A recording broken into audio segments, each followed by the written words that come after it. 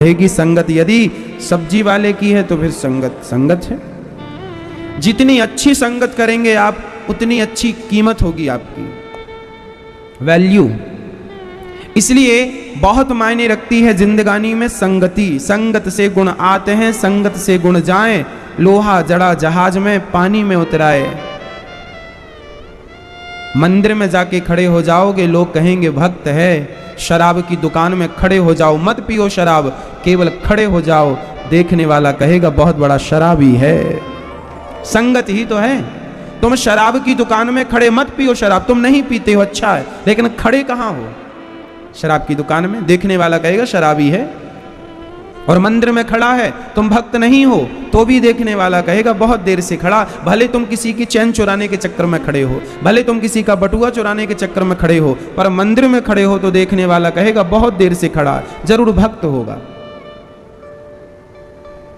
संगत, मंदिर की संगत से भक्त बन गए, शराब की दुकान की संगत में चले तो शराबी बन गए। जीवन में बहुत महत्व रखता है संग। इसलिए आप ये निश्चित कर लीजिए कि आप किसकी संगत में रहना चाहेंगे, आपका संग क्या है। जैसा संग वैसा रंग। इसलिए हम कहा करते हैं सदा अपने आप को अच्छे लोगों के बीच में रखना, अच्छी विचारधारा के बीच में रखना, पॉजिटिव रहना, सकारात्मकता से बिल्कुल खचाखच भरे रहना। निगेटिविटी, नकारात्मकता का कोई स्थान ना हो आपकी जिंदगानी में। पॉजिटिव हो, सकारात्मकता से भरे हों। इसलिए हमारे कान कितने हैं? 2। हमें अपने कानों को बढ़ाना होगा। कैसे? इन कानों की शक्ति हमें ज्यादा से ज्यादा सुनना होगा और अपने लक्ष्य की ओर आगे बढ़ना होगा। कम बोलो, ज्यादा सुनो, आगे चलते रहो। ये हमारे जीवन में हमारी तरक्की, हमारे जीवन में हमारा संवर्धन करने वाली बातें हैं, हमें बढ़ाने वाली बातें हैं। यदि इन बातों पर अमल कर लिए तो आपकी तरक्की, आपकी कामयाबी को कोई रोक नहीं सकता। हम आपकी कामयाबी के मंत्र कथा में देते हैं। आप यदि सुन लें तो काम हो जाए, नहीं सुने तो फिर कथा कथा रह जाए। बातें वही हैं। कोई उस बात को चरित्र में उतार के सवर जाता है, सुधर जाता है, और कोई ना अपना करके जहां का तहां रह जाता है। बातें वही हैं। इसलिए हमें जीवन में आगे बढ़ना है, तरक्की करना है, तो हमें कानों पर नियंत्रण करना होगा, है ना। हमें वाणी पर नियंत्रण करना होगा। कोई हमें गाली दे रहा है, तुरंत हमें अपने कानों को उस गाली से हटाकर अच्छी चीज में लगा लेना चाहिए। हमें गाली सुनना भी नहीं। कोई सुनाए, तू सुना रहा, सुनाता रहे भाई, पर हम ना सुने, हम अपने मन को कहीं और लगा लें। हमें क्या करना कि कोई हमें क्या कह रहा है, हम आगे चलें, हम अपने लक्ष्य की ओर चलें, आगे बढ़ें। आगे बढ़ो, आगे बढ़ो। जब आप आगे बढ़ोगे, आपको रोकने वाले 1000 लोग होंगे। आपकी मर्जी, आपको कहां कहां रुकना है। लेकिन एक बात बताऊं मैया, ट्रेन जब चलती है ना, तो मंजिल तक पहुंचने के पहले वो बहुत सारे स्टेशनों में रुकती है। रुकती बहुत सारे स्टेशनों में है, लेकिन रुकती है पर रुक नहीं जाती, रुक कर चल पड़ती है। यदि रुक रुक कर भी चल पड़ी तो भी मंजिल मिल जाएगी, पर विडंबना तो तब है जब रुकी तो रुक ही गई, फिर चली नहीं। इसलिए मैया, यदि कोई आपका अपमान करे, तिरस्कार करे, आपको बातें बुरी लगे, तो थोड़ी देर रुक लो, थोड़ा विचार कर लो कि मेरे में क्या कमी है, क्या कमियां रह गई जिसके कारण ये मुझे गालियां दे रहे हैं, मेरा अपमान कर रहे हैं, अनादर कर रहे हैं। अपनी गलती को स्वीकार कर लो, सुधार कर लो, और फिर पुनः आगे बढ़ चलो। जैसे ट्रेन स्टेशन छोड़कर फिर रवाना हो जाती है, फिर आगे चलो। फिर आगे स्टेशन में आपको किसने रोक दिया, अरे भाई तुम ऐसे हो, तुम ये गलत कर रहे हो, फिर रुक जाओ, फिर देखो कि मैं कहाँ गलत हूँ। गलती को स्वीकार करो और सुधार करो। गलती को 2 फॉर्मूले में आपको दे रहा हूं। जीवन में तरक्की करना है तो आपको अपनी गलतियों को स्वीकार करना होगा। अच्छा बताओ, आप लोग गलतियां करते हैं कि नहीं? हाँ या ना? करते हैं। गलतियां हम सब करते हैं, पर कुछ लोग अपनी गलतियों को स्वीकार करते हैं और कुछ लोग अपनी गलतियों को स्वीकार नहीं करते। जो व्यक्ति गलतियों को स्वीकार नहीं करता उसका पतन हो जाता है, और जो गलती को स्वीकार करके, केवल स्वीकार नहीं, इसके आगे भी एक शब्द है, गलतियों को स्वीकार करो और सुधार करो। गलतियों को स्वीकार करो और सुधार करो और फिर आगे बढ़ते जाओ, आगे बढ़ते जाओ, मंजिल जरूर मिलेगी आपको। बस ये फॉर्मूले अपना लेना। गलतियां सबसे होती हैं, मैंने भी अपने जीवन में करोड़ों गलतियां की हैं, आज भी करता हूं। इसलिए मैं कथा में हर बार आपसे कहता हूं कि मैं जो भी गलतियां करूं मुझे YouTube पर कमेंट बॉक्स में लिख करके बताना, क्योंकि मुझे पता है कि मैंने कोई ना कोई गलती की होगी, पर आपने मुझे बता दिया, मैं उसे स्वीकार कर लेता हूं और सुधार कर लेता हूं। कल के लिए वो गलती हमेशा हमेशा के लिए समाप्त। यदि आपने अपने जिंदगी की एक गलती भी यदि रोज सुधारनी शुरू कर दी, एक बुरी आदत आपने रोज स्वीकार कर ली और रोज सुधारने कर ली, रोज सुधार करना शुरू कर दिया, तो एक दिन ऐसा आएगा कि आप गलती ही नहीं करेंगे, है ना। इसलिए हमें अपना मुआयना करना चाहिए, हमें अपना निरीक्षण करना चाहिए कि हम कहां गलत, है ना मैया। आज हमारी विडंबना और हमारी सबसे बड़ी प्रॉब्लम ये है, हम कभी अपनी गलतियां नहीं देखते, हम सदा दूसरों की गलतियां देखते। तुम गलत हो, तुम गलत हो, तुम गलत। बुरा जो देखन मैं चला, बुरा न मिलिया कोई, जो दिल खोजा आपना, हमसे बुरा ना कोई। बुरे हम ही थे, लेकिन हम कहते रहे सारी जिंदगी तुम बुरे हो, तुम बुरे हो, तुम बुरे हो। कोई बुरा नहीं होता मैया, सबसे बुरा कौन, हम ही बुरे हैं। जिस दिन हम अपनी बुराइयों को सुधार लेंगे, जिस दिन हम अपनी कमियों को ठीक कर लेंगे, उस दिन हमें किसी में कोई कमी नजर ही नहीं आएगी। हम किसी की कमियां ना देखें, हम सामने वाले का दोष ना देखें, हम उसका गुण देखें कि उसमें गुण क्या है। एक आदमी था, उस आदमी पर गांव के सभी लोगों ने एक एक पत्थर मारना शुरू किया। जरा सुनिएगा, ये आपकी और मेरी कहानी है। मान लो तो आपकी मेरी कहानी, ना मानो तो सिर्फ कहानी। एक आदमी था, उस आदमी पर सारे गांव के लोगों ने पत्थर मारना शुरू किया। एक एक पत्थर मारा सबने, खूब पत्थर मारे, और मार मार के गांव वाले आ गए। उस आदमी ने क्या किया, उसी पत्थरों को इकट्ठा किया जो पत्थर गांव वाले दे के गए हैं, और उसी पत्थरों की सीढ़ी बनाई, और सीढ़ी बनाकर वो वहां तक पहुंच गया जहां उसे जाना था। शायद वो अपनी मेहनत से ना जा पाता, आज गांव वालों के सपोर्ट से वो वहां तक चला गया। जीवन में जब कोई आपकी गलती बताए, आपकी आलोचना करे, तो आप उनकी बातों को, उनके द्वारा फेंके पत्थरों को सीढ़ी बना लो और सीढ़ी बनाकर आगे चले जाओ। ये सीढ़ी कब बनेगी, जब आप अपनी गलती को स्वीकार करेंगे और सुधार करेंगे, यही सीढ़ी है। गलती स्वीकार कर लो और स्वीकार कर लो और सुधार कर लो। इसलिए हमें सिर्फ अपनी गलतियां, अपनी बुराइयां देखनी चाहिए, अपना मुआयना कर लेना चाहिए। देखो फिर आप चमकोगे तारों की तरह। कान दो हैं, ज्यादा सुनो, ज्यादा सुनो, ज्यादा सुनो, मुंह एक कम बोलो। प्राचीन वरही की कथा भागवत जी में अद्भुत है। भागवत जी का एक प्रसंग है कि एक भरत जी थे, प्रियव्रत जी के वंश है। प्रियव्रतो भागवत आत्मा रामः कथम मुने ग्रहे रमत यन्मूलः कर्म बंधा पराभवः। प्रियव्रत जी का विवाह विश्वकर्मा की पुत्री से हुआ। इन्हीं के वंश में हुए हैं राजा भरत जी। इनके उपदेश से इनके 9 बच्चे तो योगेश्वर हो गए और भरत जी राजा बन गए। ऋषभ देव जी ने भगवत चिंतन करते हुए शरीर को त्यागा और भगवत प्राप्ति की। भरत जी जंगल चले गए सब छोड़ छाड़ करके, और वहां एक मृग में आसक्त हो गए। देखो, जीवन में कमियां ना हो। कमी क्या है हमारी? हमारी कमी क्या है? मैं उदाहरण देके बताता हूं। भरत जी सब छोड़ करके पत्नी पुत्र का मोह, धन दौलत का मोह, राज सत्ता का मोह छोड़ करके गंडकी के तट पर तपस्या करने गए, लेकिन वहां एक मृग में मोहित हो गए। एक मृग पानी में बहता जा रहा था।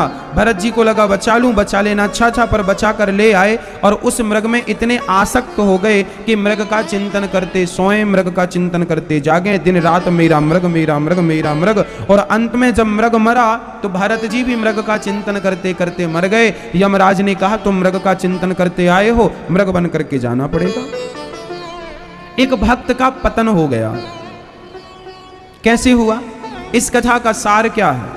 ये कथा हमें क्या समझाना चाहती है? इस कथा को लिखने के पीछे हमारे ऋषि मुनियों का उद्देश्य क्या है? इसका उद्देश्य यही है भक्तों कि गंगा का पानी भी अपनी धार से रुक जाए, गंगा का जल भी अपनी धार से यदि रुक जाए, किसी गड्ढे में भर जाए, तो वह गंगा का पानी यदि अपनी बहती धार को छोड़कर गड्ढे में भर जाए तो वह गंगा का जल भी अशुद्ध हो जाता है। हाँ या ना?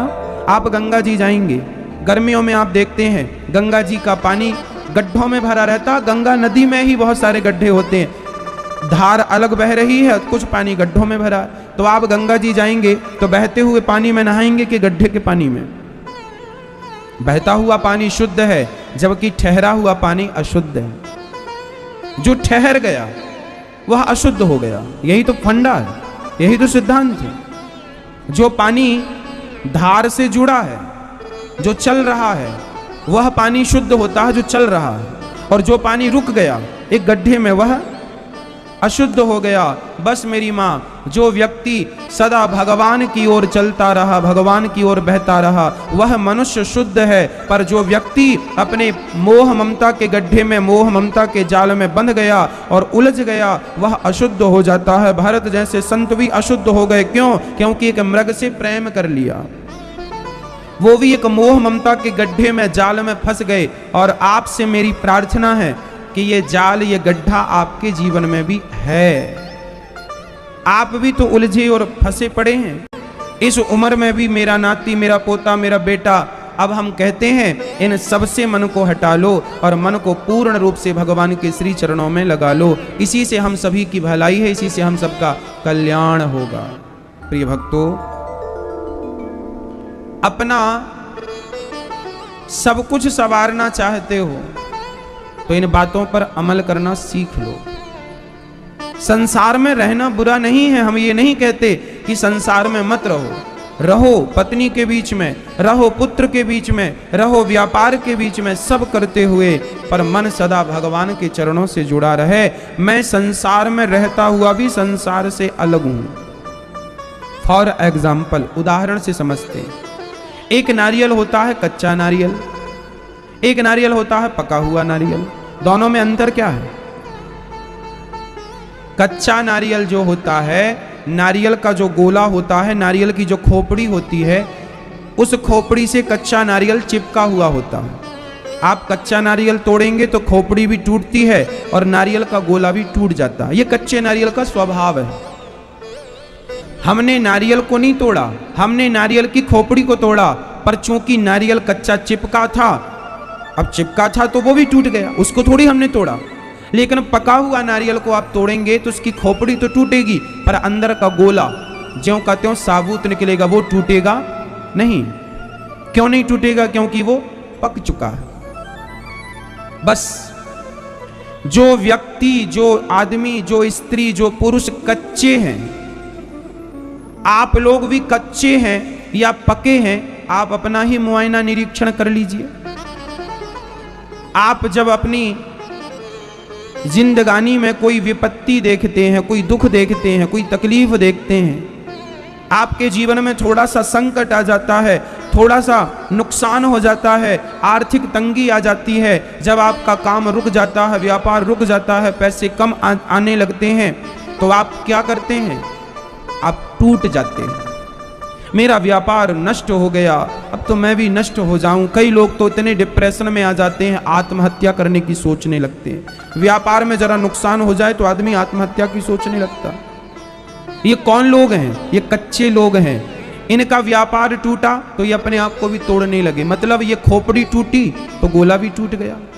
तुम चिपके हुए थे ना बाहर वाले से, तुम चिपके हुए हो। आप किससे चिपके हैं?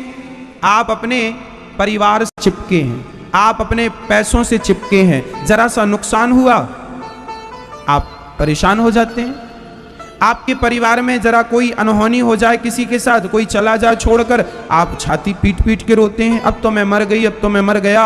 अरे तुम कहाँ मर गए? फलाना वो मर गया है। पर तुम उसकी मौत पर भी अपने आप को मरा हुआ ही मानते हो, क्योंकि खोपड़ी टूटी तो गोला भी टूट गया, क्योंकि वो चिपका था ना बाहर वाले। आप लोग भी चिपके हैं बाहर वालों से। अब दुनिया के लोग बाहर वाले हैं, इनसे चिपके हो आप। लेकिन एक व्यक्ति वो होता है जो पका हुआ होता है। कितना भी नुकसान हो जाए पर वो अपनी मस्ती में रहता है। हम तो भगवान का दिया, हमारा थोड़ी है, था ही भगवान का, भगवान का था, भगवान के पास गया। कोई कितना भी परिवार में कोई आवे, कोई भगवान के घर जावे, उसे कोई फर्क नहीं पड़ता, क्योंकि वो पका हुआ, उसे पता है कि पत्नी कहां से आई, भगवान के घर से आई, गई कहां, भगवान के घर गई। बेटा कहां से आया, भगवान के घर से आया, गया कहां, भगवान के घर गया। तुम्हारा क्या था? पका हुआ व्यक्ति ये जानता है सब भगवान के घर से आए हैं और सब भगवान के घर जाएंगे, हम किस किस के मरने पर रोएंगे ये तो बताओ। पका हुआ नारियल अलग होता है खोपड़ी से। पके हुए नारियल को हिलाओगे तो अंदर से आवाज आएगी, मैं अलग हूं, मैं अलग हूं, मैं अलग हूं, मैं अलग हूं। आप भी अलग हो जाइए, रहो संसार में। नारियल का गोला रहता उसी गोले के बीच में, उसी खोपड़ी के बीच में। बात समझ रहे हैं हम क्या कह रहे हैं? रहता उसी के बीच में है, लेकिन अंदर रहता हुआ भी वो बाहर वाले से अलग है। बस आप रहो अपने घर में, लेकिन अपने घर में रहते हुए भी अपने घर वालों से अलग रहो, अर्थात मन भगवान में लगा के रखो। यही अलग होना। रहो सबके बीच में। हम ये नहीं कहते सब छोड़ के जंगल चले जाओ, ना जी, घर में रहो, पत्नी पुत्र के साथ रहो, लेकिन सबके बीच में रहते हुए सबसे अलग रहो, भगवान के बन के रहो। हाँ, एक बूढ़े आदमी थे, लगभग उनकी उम्र रही होगी 75 वर्ष की। एक 75 साल के बूढ़े व्यक्ति थे, उनकी पत्नी चल बसी। जब उनकी पत्नी मरी तो वो रोने लग गए। 75 साल के बूढ़े आदमी रो रहे थे, खूब रो रहे थे, खूब रो रहे थे, खूब रो रहे थे। एक संत जी वहां आए और बूढ़े आदमी को समझाते हैं, क्यों, आप क्यों रो रहे हैं? अरे महाराज, मेरे जीवन संगनी चली गई, अभी तक साथ थी। तो संत ने कहा, ये बताओ, क्या तुम्हें पहले पता नहीं था कि तुम्हारी पत्नी मरेगी? क्या तुम्हें पहले पता नहीं था? अच्छा, आप लोग बताओ, आज मैं सवाल करता हूं आपसे, आप लोग बताओ, आज जो लोग भी आपके पास हैं, क्या आपको पता नहीं है कि एक दिन ये आपके जो पास में है एक दिन मर जाएंगे? क्या तुम्हें पता नहीं था कि तुम्हारी पत्नी मर जाएगी? हाँ हाँ पता था। तो फिर रोते काहे हो? क्यों इतना आंसू बहा रहे हो? और गई कहां? तुम पकड़ के लाए थे क्या भगवान के घर से? अरे जहां से आई थी वहां चली गई। और तुम रोते क्यों हो? कुछ दिनों की देर है, तुम भी तो वहीं जाओगे, अपनी तैयारी कर लो। दूसरे के मरने पर क्या रोते हो? तुम्हें भी तो जाना है, अपनी भी तो तैयारी में लगो। कब तक रोते रहोगे जमाने वालों के मरने पर? इसलिए समझदारी ये नहीं है कि कोई मरा तुम जाके रोने लग गए। समझदारी ये है कि ये याद रखो कि ऐसे हमें भी मर जाना है। हमारी क्या तैयारी है? क्या तैयारी की तुमने? यूं ही मर जाओगे? क्या पता नहीं था कि प्रकृति का अटल सत्य यही है कि एक दिन हम सबको जाना है? इस सत्य से कब तक भागोगे? और भागने से क्या होगा? क्या भागने से तुम्हारे बाप दादे बच गए कि तुम बच जाओगे? इसलिए इस सत्यता को स्वीकार कर लो कि हमें मरना है, और अपनी मृत्यु को याद रखो। यदि तुम अपनी पत्नी से ज्यादा आसक्त हो जाओगे तो उसके मरने पर रोना पड़ेगा। पत्नी के बीच में रहो, पत्नी के साथ रहो, लेकिन ये याद रखो कि ये पत्नी तुम्हारी नहीं, कुछ दिन की संगनी है, इसके बाद इसे जाना होगा। इसलिए मन भगवान से लगा करके रखो, क्योंकि उससे लगेगा तो रोना नहीं पड़ेगा, और पत्नी से लगा तो रोना पड़ेगा। वो नहीं रही तो रोना पड़ेगा उसके नाम पर। ऐसी पत्नियों को पति के साथ, तुम पति से ज्यादा प्रेम करती हो, पति आज है तो अच्छा लग रहा है, कल नहीं रहा तो क्या करोगी? इसलिए आज से ही भगवान में मन लगाओ, और आज से ये बात मान लो कि तुम्हारे भगवान हैं। ये जो संसार के लोग हैं ये आज हैं, कल रहेंगे, इसकी कौन गारंटी लेगा? बोलो। आज आप जिनका अहंकार घमंड कर रही या कर रहे हो, जो आज आपके साथ हैं, क्या भरोसा, कौन गारंटी लेगा कि ये लोग कल रहेंगे?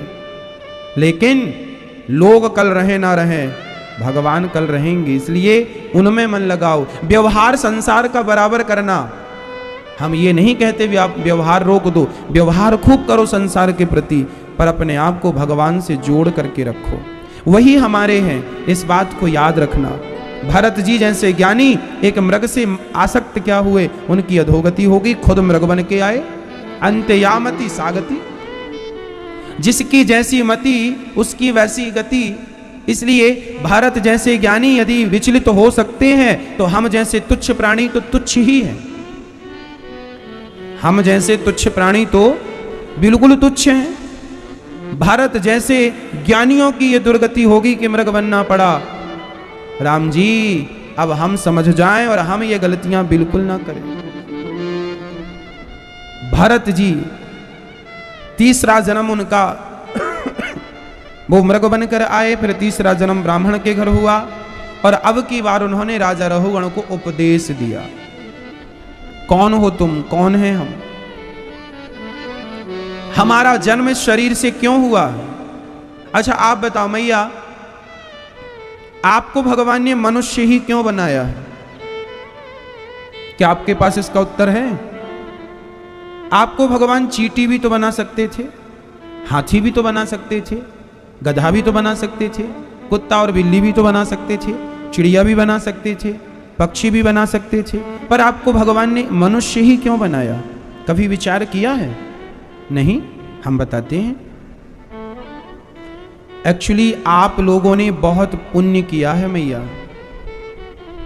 उस पुण्य के बल पर भगवान ने आपको और हमें, लिखा है ना रामचरितमानस में, बड़े भाग्य, बोलो, बड़े भाग्य मानुष तन पावा, सुर दुर्लभ सद ग्रंथन गावा। बड़े बड़े ग्रंथों में ये गाया गया है, लिखा गया है कि आपने कोई बहुत बड़ा पुण्य किया है, जिस पुण्य के कारण ईश्वर ने आपको एक बार मनुष्य का शरीर उन्होंने दे दिया है। नहीं तो हमारी हालत भी लिखी है रामचरितमानस के उत्तरकांड में, फिरत सदा माया कर प्रेरा, काल कर्म स्वभाव गुण घेरा, कवहु की नर करुणा नर देही, देत ईस बिनु हेतु सनेही। अर्थात हम लोग तो मैया बार बार जन्म और मृत्यु के चक्र में पड़े थे। पुनरपि जननम पुनरपि मरणम पुनरपि जननी जठरे शयनम। बार बार हमारा जन्म होता है, मर जाते हैं, जन्म होता है, मर जाते हैं, मर जन्म। तब हम पर भगवान को दया आई और भगवान ने कहा चल मैं तुझे जन्म और मृत्यु के चक्र से बचाने के लिए एक बार तुझे मैं मनुष्य बनाता हूँ, जा अब तू कुछ पुण्य कर ले, कुछ ऐसे कर्म कर ले कि तू 84 के चक्कर से बच सके। ये मैया तुम्हारा जो शरीर है, ये शरीर तुम्हें 84 के चक्र से बचाने के लिए मिला है। ये 84 का चक्कर क्या है? 84 लाख योनियां होती हैं। यदि हम 10वीं फेल हो गए तो हमें फिर पाठ 1 लेसन 1 पढ़ना पड़ेगा, फिर एक पढ़ाई लेसन 1 लेसन 1। यदि आप मनुष्य का शरीर पाकर भी अपनी सदगति ना कर पाए तो मैया फिर नाली का कीड़ा से शुरू होती है, नाली के कीड़े से फिर मच्छर, फिर मक्खी, ऐसे 84 लाख योनियों को गुजारने में हजारों वर्ष लग जाते हैं। कितना वर्ष लगता है मैया? कई बार तो युग लग जाते हैं। क्या लग जाते हैं? युग लग जाते हैं। युग बीत गए, हम 84 का चक्कर ही काट रहे हैं और युग बीत गए, तब कहीं जाकर भगवान ने फिर तुम्हें एक बार मनुष्य बनाया और इस मनुष्य के शरीर को पाकर फिर भी तुम और हम लापरवाही करें तो बताओ फिर हम जैसा अभागा कौन होगा? इस शरीर को पाकर भी यदि आप भगवान को ना पा सके, इस शरीर को पाकर भी आप पुण्य ना कर सके, परमार्थ परोपकार ना कर सके, किसी की आंखों के आंसू ना पहुंच सके, तो बताओ क्या कुत्ता किसी की आंखों के आंसू पहुंच सकता है? क्या बिल्ली किसी का पेट भर सकती है? मेरी मां, यदि मनुष्य होकर किसी की आंखों के आंसू ना पहुंचे गए, किसी का दर्द ना समझा गया, किसी को पेट भर भोजन ना कराया गया, तो मुझे लगता है यह मनुष्य का शरीर मिला ना मिला एक बराबर है। इसलिए इस शरीर के बारे में लिखा है, बड़े भाग्य मानुष तन पावा। बड़े भाग्य से मिला है मेरी माँ। आप लोगों को फ्री में मिल जाने के क्या है, कुछ चीजें आदमी को फ्री में मिल जाए ना तो उस चीज की वैल्यू नहीं होती। अरे मिल गई फ्री में, आप मेहनत से 10 रुपए कमाएंगे, उस 10 रुपए की कीमत जो होगी, आपको रास्ते में 10 रुपए मिल जाए, रास्ते में मिले हुए 10 रुपए की आपके लिए वैल्यू नहीं होगी, लेकिन मेहनत से यदि आपने 10 रुपए कमाए हैं तो उस 10 रुपए की वैल्यू ज्यादा होगी आपके लिए। हाँ, उसी तरह आपने जो शरीर पाया है, ये बड़े भाग्य से पाया है, बड़े जतन से पाया है। अब मैया गलती ना करो। देखो मैया, कुछ काम सब लोग करते हैं, पर कुछ काम केवल मनुष्य कर सकता है। जैसे खाना, खाना केवल आप नहीं खाते, कुत्ता बिल्ली भी खाना जानते हैं। हाँ या ना? खाते हैं कि नहीं? यदि आप अपना पेट भरना जानते हैं तो सिर्फ आप नहीं, कुत्ता बिल्ली भी अपना पेट भर लेते हैं। यदि आप सोना जानते हैं, सोते हैं, तो कुत्ता बिल्ली भी खूब सो लेते हैं। और आप यदि बच्चे पैदा करना जानते हैं तो पशु पक्षी भी बच्चे पैदा कर लेते हैं। ये 3 काम सब करते हैं, चाहे चींटी हो, चाहे हाथी हो और चाहे मनुष्य हो। ये 3 काम सब करते हैं, खाना, सोना और बच्चे पैदा करना, ये सब काम। और तुम भी यही कर रहे हो। यदि मनुष्य होकर तुम केवल सो ही रहे हो तो क्या तुम्हें मनुष्य का शरीर सोने के लिए? सोने के लिए तो कुत्ता भी सो लेता। यदि तुम खा ही रहे हो दिन रात तो खाने को तो बंदर भी खा लेता है। बच्चे ही पैदा करना है, सुअर तो एक बार में 12-12 बच्चे पैदा कर लेते हैं। तो कोई बड़ी बात नहीं है। ये 3 काम सब कर रहे हैं, सबके लिए सुलभ है।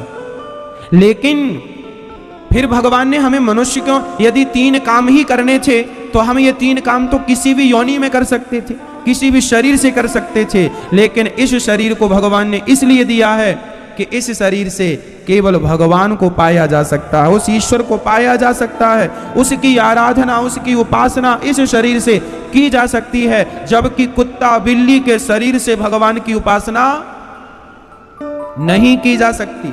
सत्संग इस शरीर से किया जा सकता है, जबकि कुत्ता बिल्ली के शरीर से सत्संग नहीं किया जा सकता। भगवान का नाम इस वाणी से लिया जा सकता है, जबकि कुत्ता बिल्ली की वाणी से भगवान का नाम नहीं। अरे हमारे गले जैसा, हमारी वाणी जैसी वाणी बताओ भला किसकी है? और इतनी मधुर वाणी पाकर भी तुमने राम नाम ना जपा, तो फिर तुम्हारी वाणी ना होना एक बराबर है।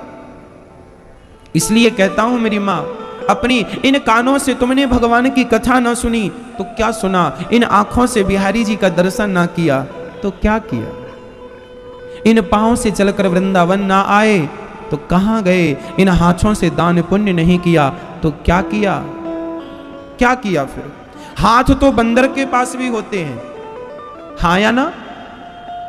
होते हैं, लेकिन उनके हाथों में और आपके हाथों में अंतर है। बंदर को जब हम केला खिलाते हैं तो बंदर का बच्चा केला खाने लगे तो उसकी मां छीन कर अपने बच्चे का केला खुद खा लेती है।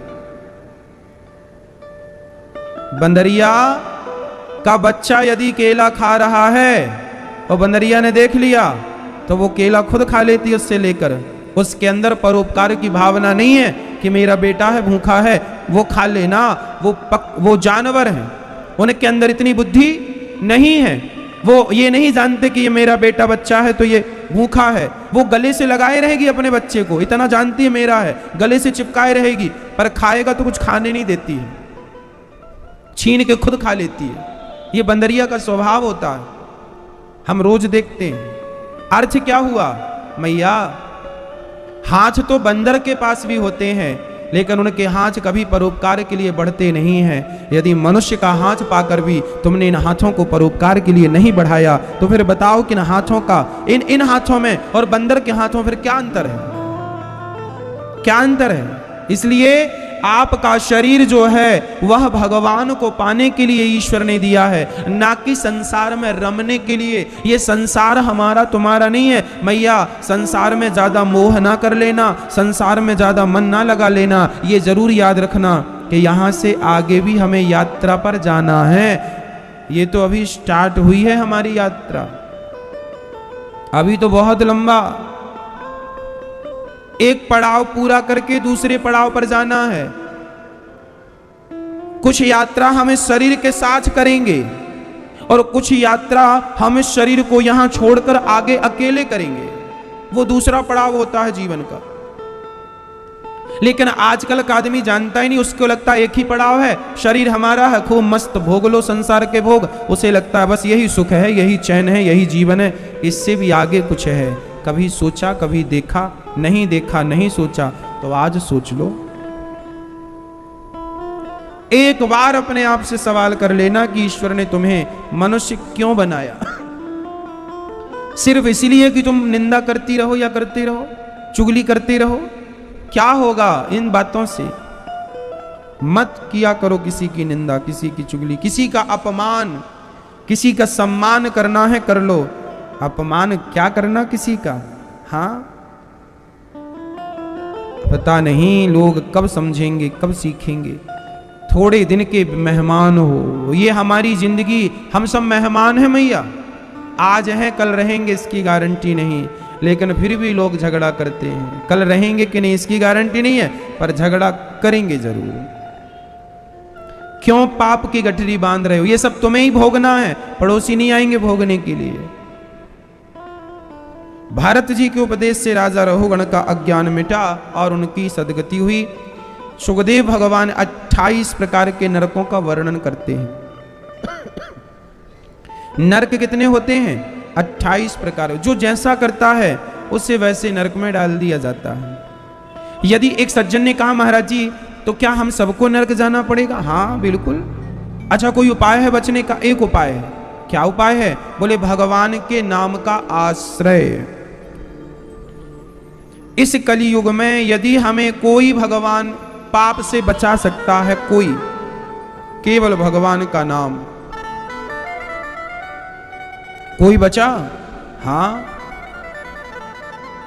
कान्य कुब्जे ध्वजः कश्चित दासी पति रजामिलः नाम्ना नष्ट सदाचारो दास्याः संसर्ग दूषितः। एक पंडित जी थे, उनका नाम था अजामिल। अजामिल का अर्थ क्या है? अजामिल जीवन भर उन्होंने पाप किया, सारी जिंदगी पाप करते रहे, पत्नी के लिए, पुत्र के लिए। आप लोग आजकल आदमी अपना परिवार पाल, लोग कहते महाराज जी परिवार पालने के लिए झूठ बोलना पड़ता है। तो परिवार पालने के लिए तुम जो झूठ बोल रहे हो, तो उस झूठ बोलकर जो तुम धन लाओगे वो धन तो परिवार बांट लेगा, पर तुमने जो झूठ बोलकर पाप कमाया वो पाप कौन बांटेगा भाई? कौन? एक डाकू था। वह डाकू वहां से निकलने वाले प्रत्येक व्यक्ति का सोना जंगल में लूट लिया करता था। एक दिन नारद जी वहां से निकले तो डाकू ने कहा बाबा तुम अपना धन दे दो हमें। नारद जी ने कहा हमारे पास तो कोई धन नहीं है। डाकू ने कहा तो फिर अपना ये तमूरा हमें दे दो। नारद जी ने कहा ये बताओ भाई साहब कि तुम ये लोगों को लूटते क्यों हो? अरे बोले इसलिए लूटते हैं, हमारी पत्नी बहुत सुंदर है, हमसे बहुत प्यार करती है, हमारे बच्चे बहुत अच्छे हैं, हमसे बहुत प्यार करते हैं। जब हम ये धन लेकर जाते हैं, पैसा लेकर जाते हैं, तो वो लोग हमें बहुत प्यार देते हैं। नारद जी ने डाकू से कहा भाई ये बताओ कि तुमने ये सारा धन बच्चों में और पत्नी में खर्च कर दिया। पत्नी और पुत्र धन तो बांट लेंगे, पर ये बताओ तुमने लोगों को जो मार डाला उनका जो पाप तुम्हें लगा, क्या वो तुम्हारा पाप तुम्हारी पत्नी और तुम्हारा पुत्र भोगेगा? डाकू बोले क्यों नहीं भोगेंगे, जब धन बांटा है तो पाप भी बांटेंगे। नारद जी बोले जाकर पूछ कर आओ कि तुम्हारा पाप तुम्हारी पत्नी और तुम्हारा पुत्र बांटेगा कि नहीं। जाकर पूछा, डाकू गया पूछने, अपनी पत्नी से बोला क्यों मैं जो पाप करता हूं तुम पाप भोगोगी। पत्नी समझदार थी, पत्नी ने कहा स्वामी जी पाप तो अपना अपना भोगना पड़ता है, हम आपके धन को तो बांट सकते हैं, पाप नहीं बढ़ता। पुत्र से पूछा क्यों बेटा तुम हमारा पाप लोगे? पिताजी धन तो पिता का बेटे को ही मिलता है, पर पाप तो सबको अपना अपना भोगना पड़ता है। मैया आपके धन को बांटने वाले हजार हो सकते हैं, लेकिन आपके पाप को बांटने वाला कोई नहीं होगा। आपकी संपत्ति के अधिकारी बहुत हो सकते हैं, लेकिन आपके पाप का अधिकारी तो केवल आप हैं। वो डाकू वहां से चला, नारद जी के चरणों में प्रणाम करके बोला महाराज बड़ा अपराध हो गया, मैं सारी जिंदगी पाप करता रहा, लोगों को मारता रहा, लोग रोते रहे, भीख मांगते रहे जिंदगी की, पर मैं उनके गले कुल्हाड़ी से काटता रहा। अपनी पत्नी और अपने पुत्र के लिए मैंने कितना पाप किया है, धन तो सबने बांट लिया, अब मेरा पाप मुझे मिला, अब बताओ मैं कैसे पाप से मुक्ति पाऊं? नारद जी ने कहा ये लाठी गड़ा दिया जमीन में, कहा बेटा राम राम बोलना। वो डाकू इतना मूर्ख था, नारद जी बोले राम राम बोलना, नारद जी चले गए तो वो भूल गया कि क्या बोला था बाबा जी ने, वो मरा मरा बोलने लगा, उल्टा उल्टा मरा मरा मरा मरा मरा मरा मरा मरा मरा। और जब उल्टा उसने मरा मरा जपा, और जब 2 बार मरा बोला तो 1 बार राम निकला, मरा मरा मरा मरा मरा मरा मरा मरा मरा मरा। तो मरा मरा जपने से उसका जो सूखा डंडा गाड़ा, बड़ी श्रद्धा से सबका त्याग करके जो राम राम जपना स्टार्ट किया, उसने बांस का डंडा हरा भरा हो गया और अंत में उसे भगवत प्राप्ति हो गई, वह भगवान के धाम को चला गया। अंत में परिणाम यही निकला कि सारे पापों से बचना हो तो भगवान के नाम का आश्रय लेना ही पड़ेगा, जैसे कि उस डाकू ने भी लिया। किसका आश्रय लिया? इसलिए कहता हूं मैया परिवार के लिए ज्यादा पाप ना किया करो। आप लोग कहते हैं महाराज जी परिवार के लिए झूठ बोलना पड़ता है। परिवार भैया तुम हलवा पूड़ी ना खा के रोटी ही खाते रहो, काहे तुम पाप कर रहे हो?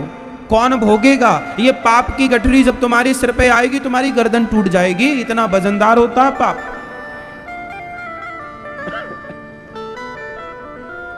पाप ना करना, पाप का दंड भोगना पड़ता है। किसे भोगना पड़ेगा? हमें और आपको। एक ही उपाय, अजामिल ने सारी जिंदगी पाप किया पर मरते समय एक अच्छा काम हो गया, उनके मुंह से भगवान का नाम निकल गया। अजामिल के पास यमदूत आए और पकड़कर ले जाने लगे तो अजामिल के मुंह से नारायण निकल गया। नारायण दूरे क्रीडन कासक्तम पुत्रम नारायणावयम प्लावितेन स्वरेण उच्चैराजुहावा जितेंद्रिय। बेटा नारायण नारायण, बेटे नारायण ने तो नहीं सुना, परम पिता परमात्मा ने सुन लिया। जाओ मुझे कोई पुकार रहा है। विमान आया, पार्षदों ने यमदूतों को वहां से हटाया और भक्त अजामिल का जमाने के रिश्ते तो काम आएंगे ही नहीं, आएगा तो केवल गोविंद का रिश्ता काम आएगा। अभी से मान लो, जान लो और अभी से इस काम पर लग जाओ। जमाने कितने रिश्ते निभाते हो, एक भगवान कभी निभा लो। नाता एक राम जी से, ये नाता बन जाए। अजामिल बड़े समझदार थे, भगवान से नाता जोड़ लिया।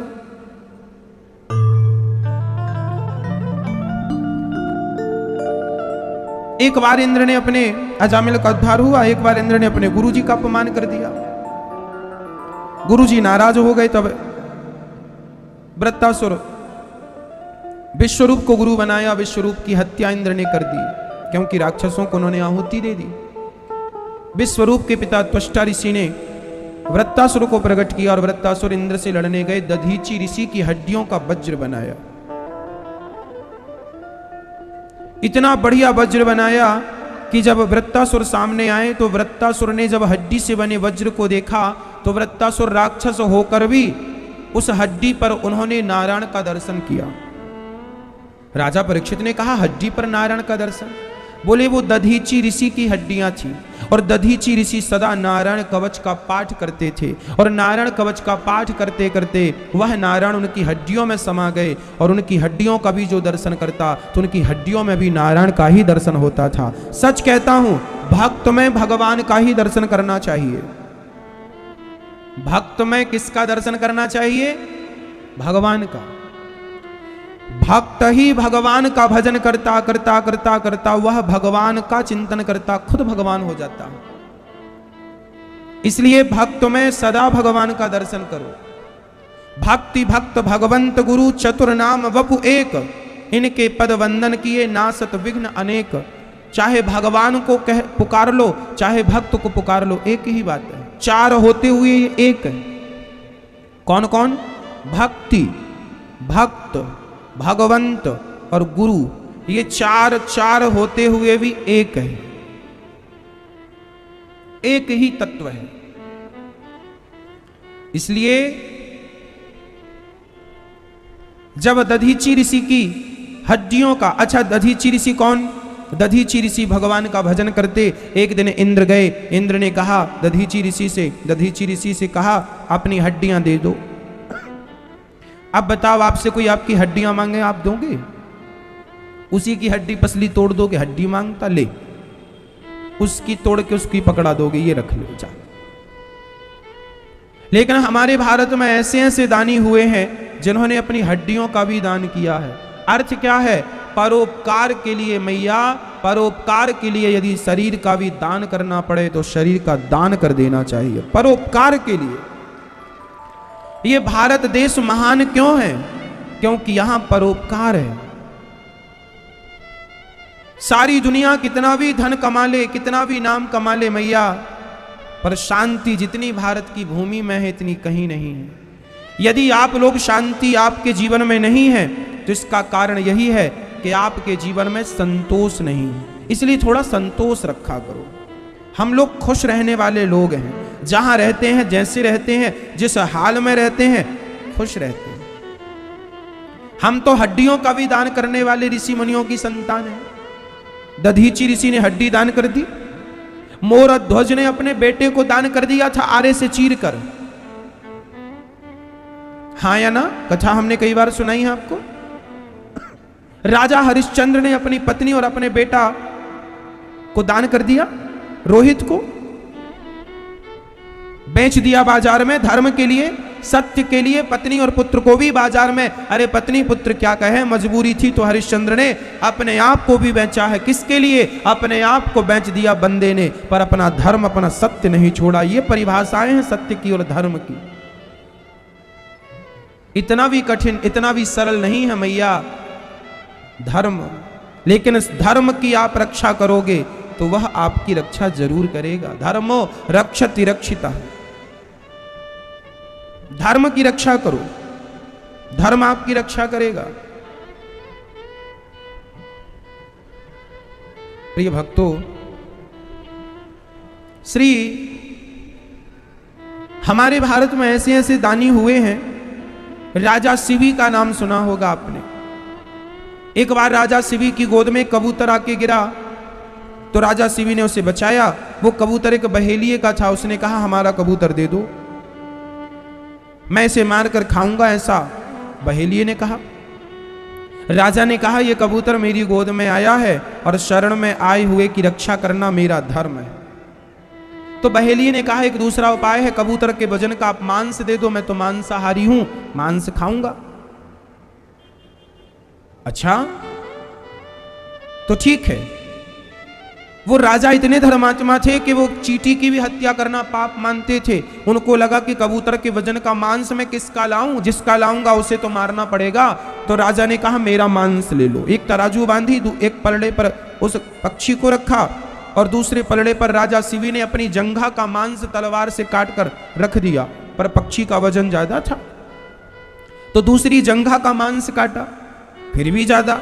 तो अपनी छाती का मांस काटा, फिर भी पक्षी ज्यादा, फिर अपना पांव काट दिया। देखो एक राजा एक पक्षी को बचाने के लिए अपना पांव काटता, फिर भी पक्षी का वजन बढ़ गया, पता नहीं चमत्कारी पक्षी था। अंत में राजा ने अपने दूसरा पांव काट दिया और फिर भी वजन बढ़ा, तो अपना सिर पकड़ के अपनी गर्दन काटने लगा। तो उस पक्षी से भगवान प्रकट हो गए, राजन मैं तुम्हारी परीक्षा ले रहा था। ऐसा राजा जो पक्षी की रक्षा के लिए अपना बलिदान करने लग गया, ऐसे राजाओं के बल पर यह धर्म टिका हुआ है, यह सत्य टिका हुआ है, यह पृथ्वी टिकी हुई है।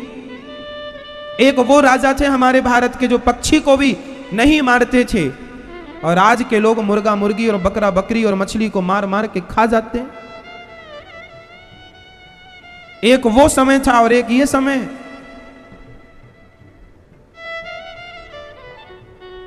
प्रिय भक्तों, अपना धर्म ना छोड़िएगा, अपना सत्य ना छोड़िएगा।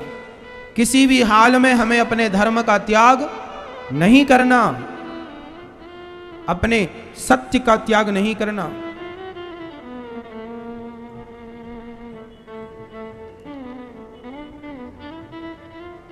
अंत में इंद्र ने वृत्तासुर का उद्धार किया, उन्होंने भगवान की स्तुति की। अहम हरे तव पादैक्य मूला दासानुदासो भवितास्मि भूयः मनः स्मरेता सुपतेर्गुणांस्ते गृणीत्वा कर्म करोतु कायम्। अजात पक्षा इव मातरं खगा स्तन्यं यथा वत्सतरा क्षुधार्ता प्रियं प्रियेव व्यशुतं विषण्णा मनोरविन्दाक्षतिद्रक्षित्वा।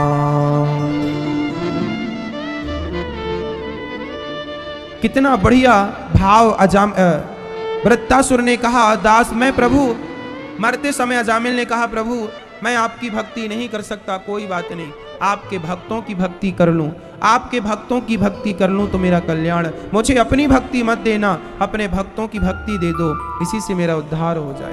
प्रभु मैं आपको याद करता रहूं। तो किसी ने कहा कैसे याद करना चाहते हो? बोले जैसे एक चिड़िया का बच्चा, आपने घोंसले में देखा होगा जब चिड़िया चली जाती है दाना लेने, तो चिड़िया के छोटे छोटे चिड़िया के बच्चे घोंसले में मुंह ऊपर करके ची ची ची ची ची ची ची ची करते रहते हैं। वो क्या करते हैं? वो अपनी माँ का इंतजार करते हैं। जैसे जैसे वो चिड़िया का बच्चा अपनी माँ का इंतजार करता है, ऐसे हे प्रभु मैं आपका इंतजार करता रहूं, उसी तरह मेरा भी भाव बन जाए।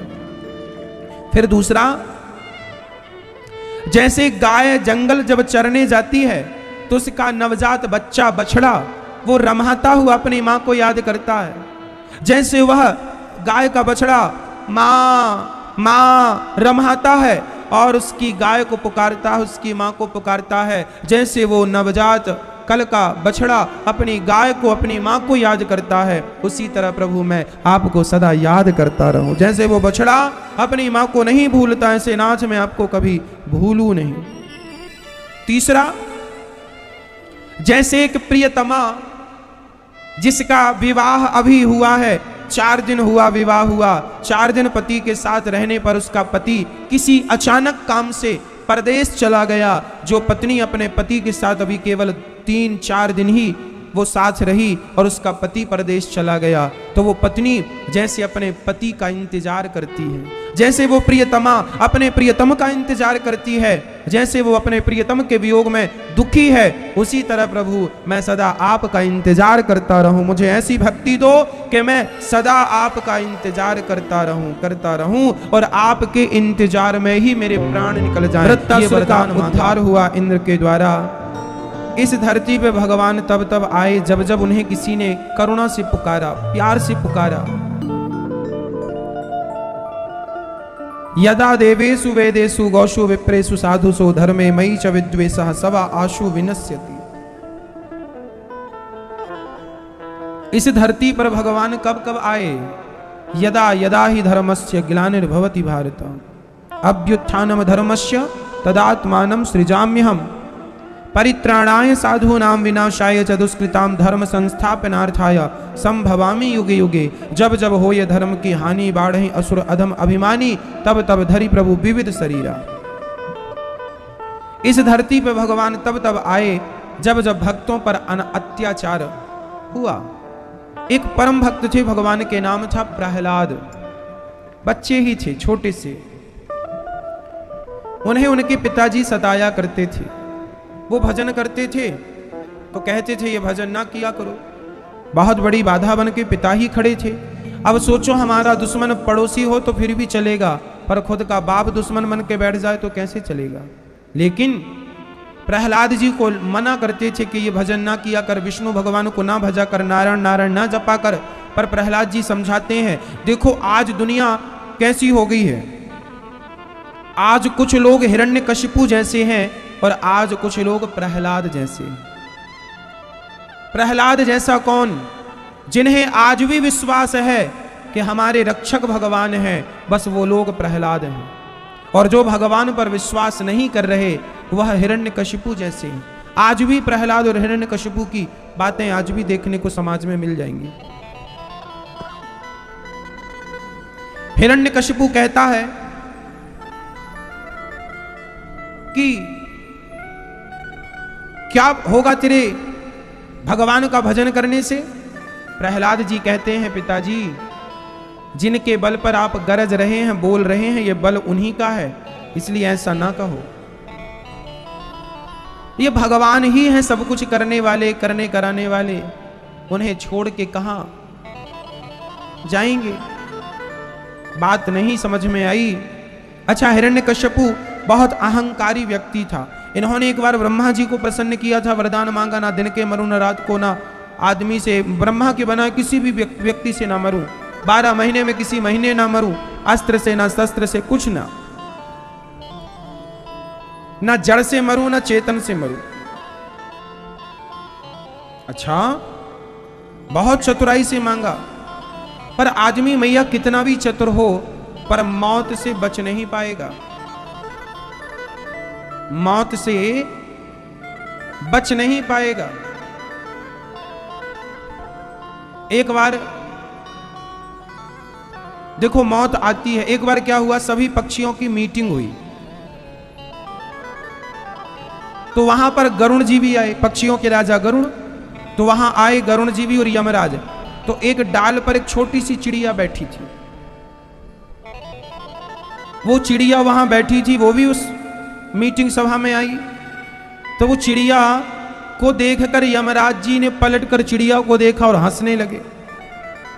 चिड़िया समझ गई कि यमराज ने देखकर हमारी तरफ हंसे, मतलब आज हमारा काम तमाम। चिड़िया रोने लगी। तभी वहां से पक्षी राज गरुण जी आए। गरुण जी ने चिड़िया को रोता हुआ देखा तो गरुण जी ने कहा, क्यों जी, तुम तो हमारी चिड़िया हो, अर्थात तुम भी पक्षी, हम भी बताओ, हम तुम्हारा दुख सुनेंगे। चिड़िया बोली, भैया अभी अभी यहां से यमराज जी गए, हमें देखते हुए गए, हंसे, जरूर हमारा आज उद्धार होना है, कल्याण, मर जाऊंगी आज। गरुण जी बोले, जल्दी से मेरी पीठ पर बैठ जा, मैं तुझे यमराज से बहुत दूर ले चलता हूं। तुरंत गरुण जी तो वायु के वेग से अधिक उनका वेग था। चिड़िया को बिठाए और वहां से हजारों किलोमीटर दूर हिमालय की एक गुफा पर चिड़िया को छोड़कर आ गए। गरुण जी आए तो यमराज जी बाहर आए। यमराज जी ने यहां वहां देखा, वो चिड़िया नजर नहीं आई। गरुण जी मुस्कुराए। गरुण जी बोले, क्या हुआ, चिड़िया को देख रहे हो? यमराज जी बोले, हाँ हाँ, चिड़िया कहां गई?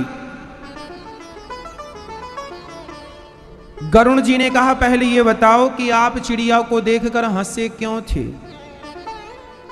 यमराज जी बोले कि आज मैं इसलिए हंसा क्योंकि आज ब्रह्मा जी की बात झूठी होने वाली थी। क्या बात झूठी होने वाली थी? बोले, ये चिड़िया आज मरने वाली थी, परंतु इसकी मृत्यु का स्थान यहां से हजारों किलोमीटर दूर। वो चिड़िया कितनी भी तेज उड़ती तो वो अपने मृत्यु के निश्चित स्थान तक नहीं पहुंच पाती। मतलब आज ब्रह्मा जी की लेखनी गलत होने वाली है। ब्रह्मा जी ने इसकी मृत्यु का स्थान भी लिखा है, पर चिड़िया तो यहां मेरी आंखों के सामने। पर ये बताओ गई कहां? यमराज जी बोले गलत नहीं लिखा ब्रह्मा जी, मैं अभी अभी वहीं छोड़ के आ रहा हूं, हजारों किलोमीटर। यमराज जी ने देखा, बोले जहां आप छोड़ के आए हैं वो अजगर का मुंह फाड़े बैठा था, उसके मुंह पे ही छोड़ के आए हो। कितनी भी चतुराई हम कर लें पर मौत से नहीं बच पाओगे। बस हिरण्यकशिपु भी कुछ ऐसे ही चतुर था, प्रहलाद पर बड़ा अत्याचार। बहन होलिका आई, प्रहलाद को लेकर बैठी बुआ जी, होलिका जल गई, प्रहलाद जी का बाल भी बांका नहीं हुआ। पढ़ने के लिए संडामर्क के पास भेजा और वहां पढ़कर के जब वो आए तो पिता ने पूछा, बेटा तुमने क्या पढ़ाई की, क्या अच्छा पढ़ा? तब उन्होंने बताया कि पिताजी मैंने 9 प्रकार की बातें सीखी हैं। नवधा भक्ति। अच्छा क्या है ये? पिताजी कथा सुनना पहली भक्ति है। प्रहलाद जी अपने पिता को समझा रहे हैं, कथा सुना करो, पहली भक्ति कथा सुनना। श्रवणम कीर्तनम, कथा सुनना पहली भक्ति है, कीर्तन करना दूसरी। इसलिए आप लोग कथा भी सुना करो, कीर्तन भी किया करो। श्रवणम कीर्तनम स्मरणम, काम करते हुए भगवान का स्मरण भी करते रहा करो, यही तीसरी भक्ति है, स्मरणम। और पाद सेवनम चौथी। पाद सेवनम मतलब चरण दबाना। मैया आप लोग चरण दबाती हो अपने अपने पतियों के? नहीं। फिर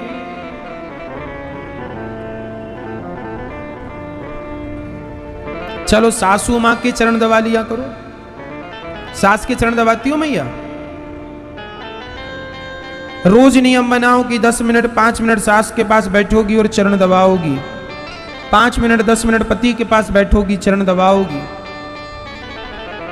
जिस घर की स्त्री अपने पति के चरण दबाती है, जिस घर की बहू अपने सास के चरण दबाती है, उस घर में सदा लक्ष्मी माता का वास होता है। लक्ष्मी जी उनको ज्यादा पसंद करती हैं जो चरणों से जुड़ी हैं, क्योंकि लक्ष्मी खुद माता भगवती भगवान नारायण के दिन रात चरण दबाती रहती हैं, इसलिए उनको चरण दबाने वाले लोग ज्यादा पसंद हैं। इसलिए ये दास अनिरुद्ध माओ के चरण दबाता है। आप भी चरण दबाएंगे तो आपके घर में भी सब कुछ आएगा। धन धान्य की कभी कमी नहीं होगी आपके जीवन में यदि आप चरणों से जुड़ेंगे तो। इसलिए अपने आप को छोटा कर लो, सरल कर लो, सहज कर लो, चरणों से जुड़े रहो। क्या फायदा? लक्ष्मी जी चरणों से जुड़ी हैं भगवान नारायण के, तो देखो ना, लोग नारायण को कम बुलाते हैं, लक्ष्मी को ज्यादा बुलाते रहते हैं, क्योंकि वो चरणों से जुड़ी है। जो चरणों से जुड़ जाता है उसकी कीमत बढ़ जाती है। सिंपल भाषा में समझो। पाद सेवनम, इसलिए अर्चनम, चरण दबाओ। ये दास अनिरुद्ध दबाता है, वृद्ध माओं की सेवा करता है। आप भी करो अपनी अपनी माँ की। आपके भी माँ है कि नहीं घर में? सासू माँ है तो सासू माँ की सेवा किया करो। माँ है आपकी खुद की माँ, जन्म देने वाली है तो पाँव दबाया करो, जरा बैठा करो 5 मिनट साथ में। माँ कैसी हो, दवाई लिया कि नहीं, कोई दिक्कत तो नहीं है, कोई कमी तो नहीं है, थोड़ा पूछा करो, हाल चाल जाना करो। है ना, नवरात्रि चल रही है, ये नवरात्रि माता की ही रात्रि है। माता को याद करो, अपनी माँ के चरण दबाओ। एक बेटा वैष्णव देवी की यात्रा में निकल गया। एक दिन अखबारों में मैं पढ़ रहा था कि एक बेटा अमेरिका रहने लगा। माँ कहती है, बेटा थोड़ा हमारे पास रह ले, बस हम मरने ही वाले हैं, मर जाएंगी, तू चला जाना। माँ बहुत काम है, मैं नौकर रख देता हूँ ना। तो बेटे ने अपनी माँ की सेवा के लिए एक नौकर रख दिया, बड़ा अच्छा विश्वास पात्र, और बेटा चला गया। माँ रोकती रही, रुका नहीं, चला गया। एक दिन नौकर बाजार सब्जी लेने गया तो उसका एक्सीडेंट हो गया नौकर का। अच्छा, घर में 2 ही लोग थे, एक बूढ़ी माँ और एक नौकर। बूढ़ी माँ ऐसी के बिस्तर से उठ ना पाए, नौकर ही सब करता, और नौकर का भी एक्सीडेंट हो गया, कोमा में चला गया। वो कोमा में गया तो यहाँ माँ बिस्तर में पड़ी पड़ी मर गई। बहुत दिन हो गए, बेटे को ना नौकर का नंबर मिल रहा, ना माँ का, ना कोई। बेटा बहुत दिनों बाद, महीनों बाद आया, आकर दरवाजा तोड़ा, देखा तो माँ के शरीर का सारा मांस चींटियां खा चुकी थी, केवल हड्डी हड्डी रह गई थी, ढांचा। पूछा लोगों ने बेटे से, कितना पैसा कमा के ले आए, कितनी इज्जत कमा ली, कितना नाम कमा लिया। अमेरिका गए थे पैसा कमाने, कितना ले आए, क्या करोगे, पैसा बांध के ले जाओगे सिर पे। मैया इस धरती से हमारे साथ पैसा नहीं जाएगा, जो सेवा करके पुण्य कमा लोगे वही पुण्य हमारे साथ जाएगा। इसलिए अपनी बूढ़ी माँ का दर्द समझ लो और बूढ़ी माँ की सेवा। अरे उस माँ ने तुम्हारी सेवा में कोई कसर नहीं छोड़ी, उस माँ ने तुम्हारी सेवा में कोई कसर नहीं छोड़ी। तुम्हें जरूरत पड़ी दवाई की तो दवाई कराई, तुम्हें जरूरत पड़ा भोजन की भोजन, तुम्हें पढ़ाया लिखाया। माँ के पास भले पैसे नहीं थे, पड़ोसन से मांग मांग के तुम्हें पढ़ाया है, और आज तुम इतने पढ़ लिख गए कि अपनी उस माँ